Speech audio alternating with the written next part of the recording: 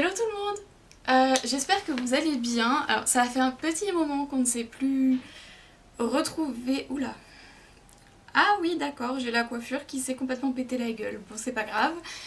Ça fait un petit moment qu'on ne s'est plus retrouvé, en tout cas pas pour un avis de livre. Et de toute façon, les vidéos vont arriver un peu plus aléatoirement dorénavant parce que je pense que vous n'êtes pas sans savoir que la rentrée a repris.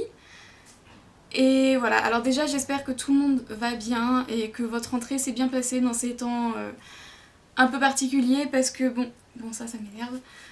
C'est une rentrée pas comme les autres, hein, on va pas se mentir, voilà, beaucoup de choses sont différentes et malheureusement il va falloir faire avec, c'est comme ça. Voilà, donc pour ma part, c'est vrai que c'est un peu particulier à la fac. Donc j'espère que de votre côté, votre rentrée s'est bien passée et que tout va bien. Voilà. Donc la dernière fois sur ma chaîne, on s'était retrouvés pour des vidéos un peu de style complètement différent. Aujourd'hui, on se retrouve bel et bien pour un avis de livre. Et cette fois-ci, ça concerne ce livre-là, donc Guillaume Musso, La vie est un roman. Je sais pas si vous voyez le titre, mais du coup, c'est le dernier roman qui est sorti de Guillaume Musso, et juste petite annonce, qui d'ailleurs quand j'ai appris ça, moi j'étais extrêmement heureuse. Si comme moi vous adorez cet auteur, son premier livre qu'il a écrit, Ski d'Amarinck, était introuvable au jour d'aujourd'hui, on ne le trouvait plus sur internet nulle part. Et je sais plus si c'est... Punaise, je savais la date, maintenant je sais plus. C'est soit début septembre, donc si c'est début septembre c'est déjà passé, ou alors c'est fin septembre, mais son premier livre, du coup Ski d'Amarinck, va être remis en vente, voilà. Du coup j'irai clairement me ruer au premier magasin que je trouve qui vend des livres près de chez moi, pour aller l'acheter, parce que ça fait hyper longtemps que je cherche ce livre. Voilà, ça mis à part, on va maintenant parler du coup de son nouveau roman, donc La vie est un roman. Bon, il y a une mouche qui m'énerve. Alors déjà, je dois juste vous dire déjà que c'est c'est un de mes auteurs français préférés. Mais le problème, c'est que c'est le premier livre de Guillaume Musso où j'ai vraiment été déçue. D'habitude, je kiffe ses livres, j'adore et tout, et là, franchement, honnêtement, je vais pas avoir beaucoup de choses positives à dire. Alors, c'est dommage parce qu'à la base, je fais cette chaîne pour vous conseiller des livres, c'est surtout pour vous donner mon avis sur les livres que je lis. Et malheureusement, ça sera mon premier avis de vidéo où mon avis n'est pas très positif. Et venant d'un Guillaume Musso, ça m'attriste quand même, parce que vraiment c'est le premier roman de Guillaume Musso où c'est le cas, donc vraiment je suis dégoûtée. Voilà. Donc, et pourtant ça partait bien, parce que je kiffais le titre, genre La vie est un roman, genre le titre il en jette, il envoie du lourd. Vraiment le titre j'adore. Et enfin voilà. Donc déjà le titre, je me suis dit oh putain le titre est beau. Ah ouais. Faut pas se fier qu'au titre. Donc comme d'habitude je vais commencer par vous résumer vite fait de quoi ça parle, en essayant de pas trop spoiler, même si c'est un peu compliqué de pas spoiler pour ce livre. Honnêtement c'est un peu compliqué parce que il y a des passages qui ont été tellement difficiles à comprendre, et venant d'un Musso, c'est... voilà quoi, c'est chiant. Donc, faut que j'arrête de me toucher les cheveux, excusez-moi. Donc déjà le résumé. Donc on suit l'histoire de la personnage principale qui s'appelle Flora Conway. Elle est auteure, et un jour en fait elle rentre de l'école avec sa fille qui s'appelle Carrie, et sa fille disparaît dans l'appartement. Donc elles font une partie de cache-cache, et quand Flora du coup veut chercher sa fille, elle la trouve nulle part. Tout ce qu'elle trouve c'est le chausson de sa fille qui est par terre, au sol. Du coup suite à ça, après elle se met à sa recherche, et au final ne la trouvant pas, de fil en aiguille elle finit par appeler la police, parce que sa fille a disparu dans son appartement, il n'y a aucune trace d'infraction, enfin personne n'a forcé la porte, rien du tout. Et après, son éditrice, Fantine, devient la première suspecte parce qu'elle elle agit bizarrement, qu'elle est allée chez un homme qui revend des trucs d'auteur et il y avait le même chausson que celui de Carrie. Puis au final, ça n'aboutit à rien. Et un jour, Flora trouve un stylo et quand elle se met à écrire avec, en fait, elle fait des rêves. Des rêves qui ont l'air hyper vrais, machin, enfin voilà. Et en fait, dans ses rêves, si maintenant elle fait le souhait de revoir sa fille, elle va revoir sa fille quelques heures avant sa disparition. Et du coup, avec l'aide d'un policier qui s'appelle Marc Rutelli, et d'ailleurs je crois que ce policier, on l'a déjà vu dans un autre roman de Guillaume Musso, je me souviens plus du tout lequel, mais en tout cas le nom Marc Rutelli m'est pas du tout inconnu, en tout cas quand je l'ai lu, je me suis dit tiens, ça me dit quelque chose. Et ben en fait, c'est pas le stylo qui est magique, c'est l'encre.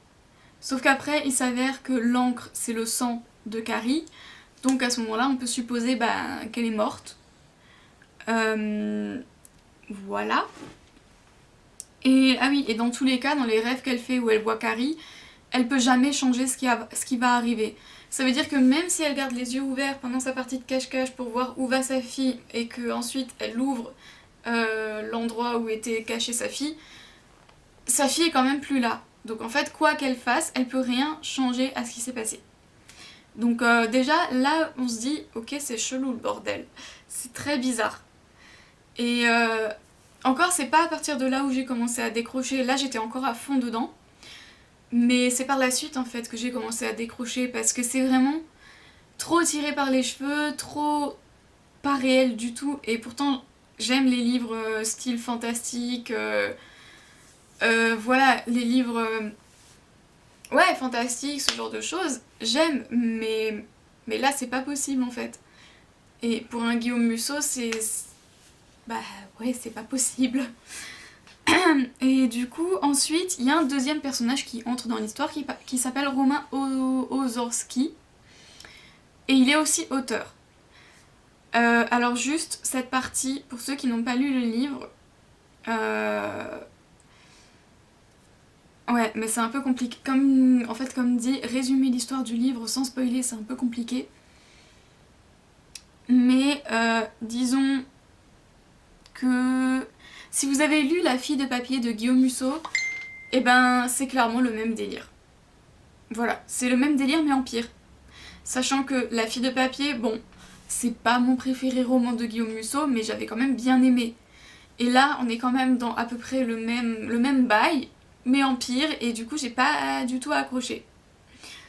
Donc je peux pas vous dire qui sont Flora Conway, Carrie, Marc Rutelli, tout ça pour Romain Ozorski, sinon ça serait clairement du spoil. Par contre, je peux vous dire que le personnage du coup, Romain Ozorski, n'a pas du tout une vie facile non plus. Il est en pleine instance de divorce avec sa femme du coup, Almine, et ils ont eu un enfant ensemble qui s'appelle Théo. Sauf que Almine veut partir aux États-Unis avec leur fils. Et elle veut empêcher tout contact entre Romain et son fils parce qu'elle considère que Romain...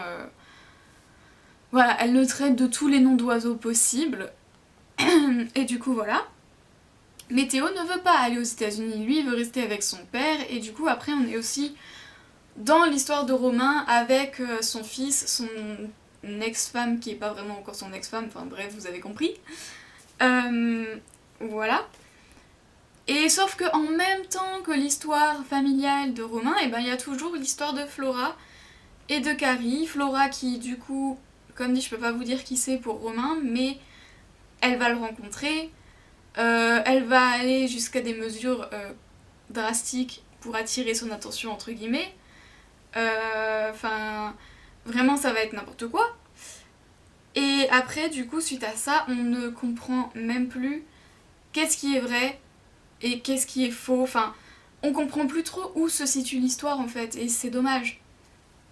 Donc du coup maintenant mon avis, du coup je pense que vous l'aurez compris, j'ai plus d'avis, j'ai plus de points négatifs que de positifs. Le seul point positif que j'ai pour le livre, c'est que voilà, c'est quand même touchant, du moins au début, parce qu'on se dit bon ok, elle ramène sa fille de l'école, ils font un cache-cache, elle la trouve plus, c'est chaud quand même, genre si ça t'arrive, mais tu dois être au bout de ta vie, tout ça, tout ça. Voilà, donc l'histoire du début en tout cas est touchante, mais après ça part trop en live. Donc maintenant on va arriver sur les points négatifs, parce que voilà, comme dit, je... Voilà. Ah non, peut-être encore un point positif, c'est que même si j'ai pas trop accroché, j'ai quand même des citations pour le livre. Donc citations que vous retrouverez sur ma page Instagram Petit Panda Matelot. Quand cette vidéo sera publiée, mon avis sur ma page Insta sera publié également. Donc voilà. Et du coup les points négatifs, comme je l'ai dit, c'est beaucoup trop fantaisiste. Et pourtant j'adore ça, mais là franchement, non. Là ça colle pas. Là je l'ai pas accroché du tout. J'étais clairement perdue par moments, genre... C'était pas compréhensible, je me suis dit mais attends quoi? Mais il s'est passé quoi? Mais what? Je comprenais plus rien en fait, et quand on comprend pas quelque chose dans un livre, c'est énervant au possible. Parce qu'on se dit, ouais bon je vais continuer, peut-être que je vais comprendre au prochain chapitre, mais là c'était pas le cas. Par exemple dans les livres que je suis en train de lire actuellement je suis en train de lire Outlander. Oui, je suis toujours dans Outlander. Mais quand vous voyez les pavés que c'est, voilà. Mais il y a eu des moments où j'ai pas compris, mais en lisant la suite des chapitres, j'ai compris. Bah là non. Encore aujourd'hui, alors que j'ai fini le roman, je ne comprends toujours pas. Ensuite, il y a des passages qui ont été très très durs pour moi. Voilà. Parce que il y a quelqu'un qui meurt dans le... Enfin, ouais, il y a quelqu'un qui meurt dans le livre. Et la façon dont elle meurt, en fait... J'ai galéré à finir le livre quand on est arrivé à ces passages-là, parce que la façon dont elle meurt, en fait, c'est la même... Je vais pas rentrer dans les détails, mais si vous avez lu le livre, vous comprendrez certainement. Mais la façon dont elle meurt, c'est la même mort, entre guillemets, de quelqu'un de ma famille qui est décédé. Et c'est un décès qui a été très dur pour toute la famille, et notamment, encore aujourd'hui, je le vis pas très très bien, donc voilà. Le fait d'avoir lu ça, j'étais clairement au bout de ma vie, j'ai pleuré, il y a même des taches d'eau dans le livre, parce que j'ai pleuré dans le livre. Et à un moment donné, j'ai dû arrêter la lecture parce que c'était pas possible. Et bon, ça, Guillaume Musso n'y peut rien, on est bien d'accord. Mais voilà, je le mets quand même dans le point négatif, parce que c'est vrai que, sur le coup, ça a été dur, quoi. Et parce que de mon côté, la personne que j'ai perdue de cette façon-là, ça fait 3 ans, ça va faire 4 ans. Et malgré ça, c'est toujours autant douloureux, et voilà, quoi. Et ensuite,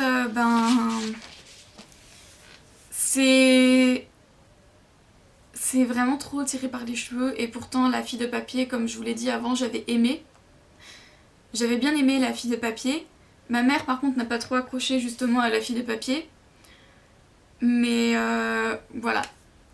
Donc je vois pas ce que je pourrais dire d'autre. À part que vraiment, j'ai vraiment été déçue, parce que il y a jamais eu un livre que j'ai pas aimé de Guillaume Musso. C'est vraiment la première fois. Mais bon, qu'est-ce que je voulais que je vous dise? Il y a une première fois à tout, comme on dit. Donc en soi, malheureusement, je ne pense pas que je recommanderais ce livre. Voilà. Parce que... Après... Non, je peux vraiment pas le recommander en fait. J'allais dire, pour ceux qui aiment tout ce qui est fantaisiste, je vous le recommande, mais même pas en fait. Parce que moi j'adore ce qui est fantasy. Et pourtant j'ai pas accroché, j'ai quand même réussi à le finir, mais c'était compliqué. D'habitude un Musso, je vous le lis en 2-3 jours. Celui-là j'ai mis une bonne semaine à le lire, hein. Et une semaine pour un Musso, c'est long. Et quand je dis que j'aime ce qui est fantasy, j'ai lu Les ailes d'Alexandre de Anne Robillard, j'ai lu Les chevaliers d'émeraude de Anne Robillard, Rouge Rubis, Bleu Saphir, Vert Émeraude, ce genre de trucs. Et pourtant ça je kiffe. Et voilà, là c'est pas ma came. Du coup, voilà, je peux pas vraiment vous recommander ce livre, parce que en tout cas, si vous êtes comme moi, vous risquez d'être très déçus. Alors voilà, j'espère que le prochain livre de Musso que je vais acheter, donc son premier roman, Skidamarinck, J'espère que je serai pas déçue, mais c'est un peu un roman policier, thriller, donc je pense que je vais aimer. Et j'espère que son prochain roman, du coup, j'espère qu'il montera la barre plus haut et qu'il reviendra peut-être à ce qu'il a déjà fait auparavant. Et qu'il refera pas genre le même style que celui-là, sinon je vais de nouveau être déçue et ça serait vraiment dommage. Bref, en tout cas j'espère que la vidéo vous a plu, que mon avis vous a plu. N'hésitez pas à me dire si vous l'avez lu, n'hésitez pas à me dire en commentaire ce que vous en avez pensé, ça m'intéresse. Voilà, voir si vous en avez pensé la même chose que moi, ou si vous au contraire vous avez kiffé. Ce qui, vous avez totalement le droit, hein, chacun son avis, son opinion, tout ça. Et moi je vous dis à bientôt. Donc ça sera de nouveau pour un avis de livre, mais je ne sais absolument pas quand, parce que comme je vous l'ai dit, voilà, j'ai repris la fac, et je ne sais pas quand j'aurai le temps de filmer des vidéos, parce que bon... mouche. C'est vrai que vu qu'on est divisé en deux, il y a forcément une semaine où je serai à la maison et une semaine où je serai à la fac. Donc voilà, j'aurai quand même le temps de temps en temps de filmer des vidéos, mais je peux pas vous dire quand on se verra la prochaine fois, ça peut être la semaine prochaine, dans un mois, dans... Voilà, je ne sais pas. En tout cas, si la vidéo vous a plu, n'hésitez pas à mettre un pouce bleu, à vous abonner et à activer la cloche pour avoir une notification lors de ma prochaine vidéo. Et moi je vous dis à très bientôt, prenez soin de vous, bye!